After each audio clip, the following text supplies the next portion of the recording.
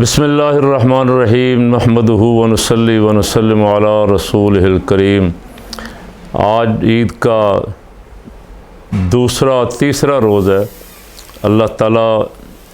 یہ عید سارے عالم اسلام کو مبارک فرمائے، قربانی کرنے والوں کی قربانیاں قبول فرمائے، اور جو اس دفعہ بے روزگاری، غربت، تنگ دستی کی وجہ سے محروم رہے، اللہ رب العالمین انہیں بھی روزگار نصیب فرمائے اور اتنا عطا فرمائے کہ وہ بھی اس کی بارگاہ میں یہ قربانی والا ذوق و شوق جو ہے عام ان لوگوں کی طرح جن کو توفیق اللہ نے دی ہے وہ بھی پورا کر سکیں۔ بہت سارے موضوعات جمع ہو چکے ہیں۔ میں کافی دنوں سے غیر حاضر تھا اپنی صحت کی وجہ سے، اور میں شکر گزار ہوں قبلہ مفتی تصدق حسین صاحب کا کہ وہ میری جگہ 3-4 دن تو الحمدللہ آپ کی خدمت میں حاضر رہے۔ کچھ موضوعات پہ انہوں نے گفتگو کی، اور اس وقت جب میں گفتگو کر رہا ہوں تو اس وقت تقریباً فرانس میں آگ لگی ہوئی ہے، فرانس جل رہا ہے۔ سبب کیا بنا ہے آپ سب سن چکے ہیں، کوئی نئی بات نہیں ہے۔ ایک بچے کو پولیس نے ناحق گولی مار کے مار دیا، اس کے احتجاج کے طور پہ پورے فرانس میں مظاہرے شروع ہو گئے ہیں۔ آگ لگی ہوئی ہے، لوٹ مار ہو رہی ہے، اور بہت کچھ ہو رہا ہے، پتہ نہیں جو کچھ ہو رہا ہے۔ یہ بڑے ملک جو ہیں جب ان پہ آتی ہے تو پھر بہت ساری میڈیا پابندیاں بھی ساتھ آ جاتی ہیں، اور ہمارا میڈیا تو ویسے غلام ہے۔ یہ ان کو جو اشارہ ہو جائے یہ وہ دکھاتے ہیں، جو اشارہ ہو جائے نہیں دکھاتے، جو مرضی حالات بنے ہوں۔ یہ پاکستان میں ایک چھوٹا سا واقعہ ہو جائے تو جس طرح بڑھا چڑھا کے وہ میڈیا یورپ کا بیان کرتا ہے، ہمارے میڈیا کو سانپ سونگھ جاتا ہے۔ ہمارا میڈیا یہاں لگا ہوا ہے، اپنے کاموں میں لگا ہوا ہے۔ یہ ہمارا میڈیا جو ہے یہ شہباز شریف کی اور اسحاق ڈار کی لڈیاں دکھا رہا ہے، ان کے بنگڑے دکھا رہا ہے۔ مریم اورنگزیب اور مریم صفدر کی خوشیاں دکھا رہا ہے۔ وہ بنگڑے اور لڈیاں عید کی نہیں ہیں۔ وہ بنگڑے اور لڈیاں جو ڈال رہے ہیں میاں صاحب گورنر ہاؤس میں اور اسحاق ڈار صاحب اور ان کے ساتھی، وہ اس بات کی نہیں ہے کہ لوگوں کو بجلی ملنے لگ گئی ہے، لوڈ شیڈنگ ختم ہو گئی ہے۔ وہ بنگڑے اور لڈیاں اس بات کی ہیں کہ IMF سے معاہدہ ہو گیا، سٹینڈ بائی معاہدہ ہوا۔ IMF کی شرائط بڑی کڑی ہیں، اور کئی مہینوں سے یہ منت ترلا کر رہے تھے۔ کئی دفعہ مذاکرات ہوئے، ٹوٹ گئے، مایوسی ہوئی، پھر خبریں آنا شروع ہوئیں کہ پاکستان ڈیفالٹ کر جائے گا۔ اب اسحاق ڈار اور شہباز شریف دونوں ہی فرما رہے ہیں کہ پاکستان کے ڈیفالٹ کی باتیں کرنے والے یا ڈیفالٹ ہونے کا خواب دیکھنے والے ملک دشمن ہیں۔ تو صاحب اگر آپ ریکارڈ نکال لیں اپنا، تو آپ کے خواجہ صفدر صاحب فرما چکے، آپ کے وزیر دفاع، کہ پاکستان ڈیفالٹ کر نہیں جائے گا، پاکستان ڈیفالٹ کر چکا ہے۔ آپ کے اپنے مفتاح اسماعیل صاحب کے بیانات آپ سن لیں، آپ اپنے MNA کی تقریریں سن لیں قومی اسمبلی کی، اور پھر فیصلہ فرمائیں کہ ان میں سے کون کون ملک دشمن ہے اور کون کون محب وطن ہے، اور ہمارا وزیر دفاع بقول آپ کے کس جگہ کھڑا ہوا ہے۔ معاہدہ کیا ہوا ہے، کیا فائدہ ہوگا غریبوں کو؟ پاکستان میں کو تیل سستا ہو جائے گا، ڈیزل سستا ہو جائے گا، بجلی سستی ہو جائے گی، لوڈ شیڈنگ ختم ہو جائے گی۔ یہ نہ اسحاق ڈار صاحب بول رہے ہیں، نہ شہباز شریف صاحب بول رہے ہیں، نہ مریم اورنگزیب جو پریس کانفرنس میں سلیکٹڈ صحافیوں کو انگلیوں کے اشارے سے تم سوال کرو، تم کرو، اور جو ناپسندیدہ ہیں جن سے خطرہ ہو کہ وہ شہباز شریف کو کہیں یہ نہ پوچھ لیں کہ نواز شریف اتنا بزدل کیوں ہے کہ کئی سالوں سے باہر ڈر کے بیٹھا ہوا اس کے بھائی کی حکومت ہے، وہ پھر بھی ملک نہیں آ رہا، ان صحافیوں کو کوشش کرتی ہیں کہ سوال کرنے کی اجازت ہی نہ دیں۔ اگر کوئی ان میں سے ایک آدھا بول پڑے تو اصلیت پوری قوم کے سامنے آ جاتی ہے۔ ایسے ہوتا ہے جیسے دندن، پنجابی میں کہتے ہیں دندن پڑ گئی کسی کو، لب خاموش ہو جاتے، ایسے ہوتا ہے جیسے لب سی دیے ہیں، D G I S P R صاحب ہوں، ان کی مرضی کے خلاف سوال ہو جائے، یا شہباز شریف کی مرضی کے سوالات لیتے، اور پھر مرضی کے جوابات آگے وہ یہ بھی نہیں کہہ سکتے، پتہ ہونے کے باوجود بھی نہیں کہہ سکتے کہ صاحب آپ جو یہ جواب دے رہے ہیں یہ جواب حقائق کے منافی ہے، یہ جواب خلاف واقعہ ہے، یہ آپ جھوٹ بول رہے ہیں، یہ کوئی جرت نہیں کر سکتا۔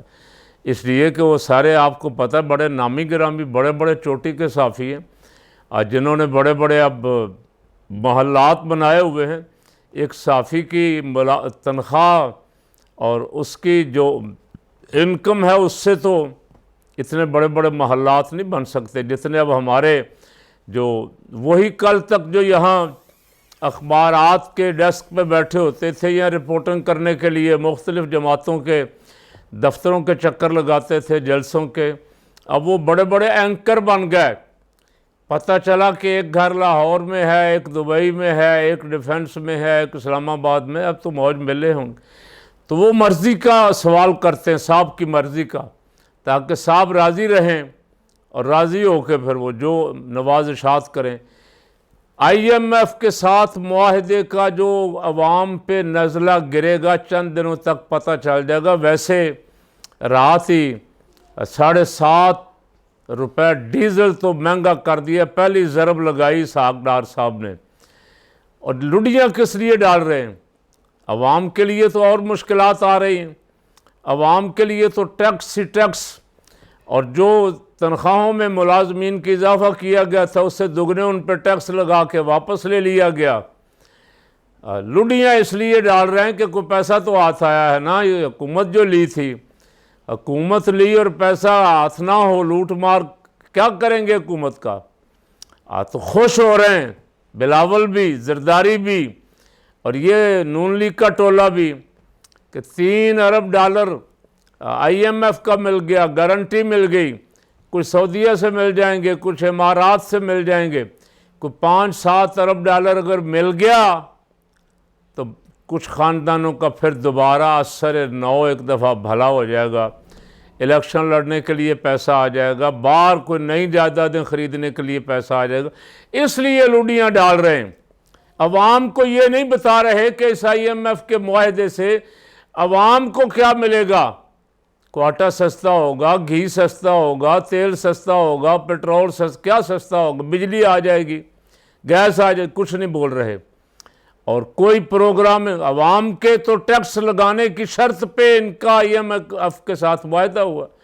عوام کا جو تھوڑا بہت خون رہ گیا ہے وہ بھی نچوڑنے کے لیے آئی ایم ایف نے ان کو قرض دیا ہے۔ یہ قرض کھا جائیں گے، لوٹ مار کریں گے، اور پھر جس دن ان کی رخصتی کا دن آئے گا یہ سرکاری جہازوں میں بیٹھ کے لندن اور دبئی چلے جائیں گے، اور یہ جو 3 ارب ڈالر ملا ہے آئی ایم ایف سے یہ پھر عوام کو بھگتنا پڑے گا، ایسے ہی جیسے عوام پہلے لیے گئے ہزاروں ارب کے قرضے بھگت رہے۔ اب ملک پہ ان میں سے کوئی پیسہ نہیں لگا، وہ پیسے ہاں میاں صاحب نے کہا کہ ہماری اشرافیہ کو قربانی دینا ہوگی، تو میاں صاحب میں اللہ کی عزت کی قسم اٹھاتا ہوں، اگر اشرافیہ قربانی دیتی، آپ اور زرداری 2 خاندان اپنا پیسہ لے آتے ملک میں جو لوٹ کے باہر لے گئے ہیں، تو ہمیں آئی ایم ایف کے پاس نہ جانا پڑتا، ہمیں آئی ایم ایف کی منتیں نہ کرنی پڑتی، ہمیں عوام کا گلا مزید نہ دبانا پڑتا، ملک میں پٹرول واپس اپنے پرانے ریٹ پہ آ جاتا، ڈالر نیچے آ جاتا، صرف آپ اپنا پیسہ لے آتے۔ آپ 2 خاندان جو 35-40 سال سے ملک سے قربانی لے رہے ہیں، ایک دفعہ خود قربانی دے دیتے، تو ملک کے حالات بہتر ہو جاتے ہیں، ہم آئی ایم ایف کی غلامی سے نکل جاتے ہیں۔ اب میرا موقف سن لیں، یہ جتنے آئی ایم ایف کے معاہدے پہ خوش ہو رہے ہیں نا، بھنگڑے ڈال رہے ہیں، پہلی بات تو یہ ہے کہ ان سب کے بیانات عمران خان کی حکومت کے دوران یہ آئی ایم ایف کے معاہدے پہ کیا کہہ رہے تھے، آئی ایم ایف کے ساتھ ڈیل پہ کیا کہہ رہے تھے، وہ سن لیں، اور اس کے بعد اب ان کے بیانات سن لیں، اور اس کے بعد سب مل کے پڑھیں لعنت اللہ علی الکاذبین۔ مولانا کے بیانات سن لیں آئی ایم ایف کے بارے میں۔ اب مولانا کی زبان بند ہے، مولانا نہیں بول رہے، اس لیے کہ پیسہ آیا ہے تو ان کا بھی تو حصہ ہے نا، گورنر ہے، 4-5 وزارتیں ہیں، اور بہت ساری چیزیں ہیں، مولانا اپنا پورا حصہ لیں گے اس میں سے، مولانا کیوں بولیں؟ اب ایم کیو ایم بھی نہیں بول رہی، اب بڑے بڑے انقلابی جو حکومت میں شامل ہوئے تھے عوام کی غربت مٹانے کے لیے، وہ بھی نہیں بول رہے، وہ بھی آئی ایم ایف کے معاہدے پہ خوش ہیں، لیکن میرا نہیں، میرے قائد حضرت مولانا شاہ نورانی رحمۃ اللہ علیہ کا موقف شروع دن سے یہ تھا، اور فقیر بھی الحمدللہ ان کے خادم ہونے کی حیثیت سے فقیر کا موقف بھی یہ ہے کہ آئی ایم ایف سے قرضے لے لے کے پاکستان کو قرضوں میں جکڑ دیا ہے، یہ ملک دشمنی ہے، یہ جتنے پاکستان کے لیے قرضے لے لے کے کھا گئے ہیں لوٹ کے ملک کو، یہ ملک کے دوست نہیں ہیں، ملک کے خیر خواہ نہیں ہیں، ان سے پوچھو وہ پیسہ کہاں گیا جو آتا رہا ہے، عوام پہ ان میں سے کیا لگا ہے؟ جو سیلاب زدگان کے لیے باہر سے آپ نے لیا، وہ سندھ کے عوام کی حالت جا کے دیکھ لیں، اور جنوبی پنجاب کے عوام کی حالت جا کے آپ دیکھ لیں، جن کے پاس پینے کا صاف پانی ابھی تک نہیں ہے، وہ اربوں خربوں ڈالر کدھر جاتا ہے؟ تو ایسے آئی ایم ایف کے معاہدے سے نکلنا چاہیے، یہ غلامی کی زندگی، یہ ہمیں مزید غلامی کی زنجیر در زنجیر در زنجیر میں جکڑ رہے ہیں۔ ملک کے سارے اثاثے انہوں نے گروی رکھ دیے۔ اسحاق ڈار صاحب جو کہتے ہیں نا کہ اچھا ہو گیا ہمارا معاہدہ ہو گیا، اور جب نہیں ہو رہا تھا تو کہتے تھے ہمارے پاس آپشن 2 بھی ہے۔ وہ آپشن 2 کیا تھا؟ وہ آپشن 2 یہ تھا کہ ہم اپنے بہت سارے اثاثے ہمارے پاس ہیں ابھی بیچنے والے، ہمارے پاس بہت سارا کچھ ملک کی دولت ہے، وہ ہم بیچ دیں گے، زمینیں بیچ دیں گے، ایئرپورٹ بیچ دیں گے، موٹر وے بیچ دیں گے، بیچ کے گروی رکھ دیں گے ملک کو، اس کے بدلے قرض لے لیں گے۔ تو میں اس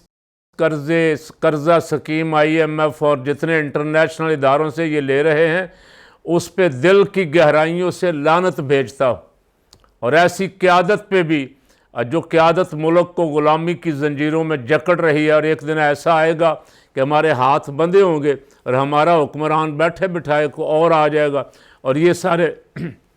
بھاگ جائیں گے ملک چھوڑ کے، ان کے محلات باہر ہیں، ان کی جائیدادیں باہر ہیں، ان کا پیسہ باہر ہے، ان کے بینک بیلنس باہر ہیں۔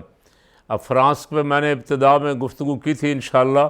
اگلے ویلاگ میں فرانس کے بارے میں کیا ہو رہا ہے یہ عرض کروں گا۔ دعا کریں کہ اللہ رب العالمین اس وطن عزیز کے خلاف جو سازشیں ہو رہی ہیں، ان سازشیوں سے اس ملک کی حفاظت فرمائے۔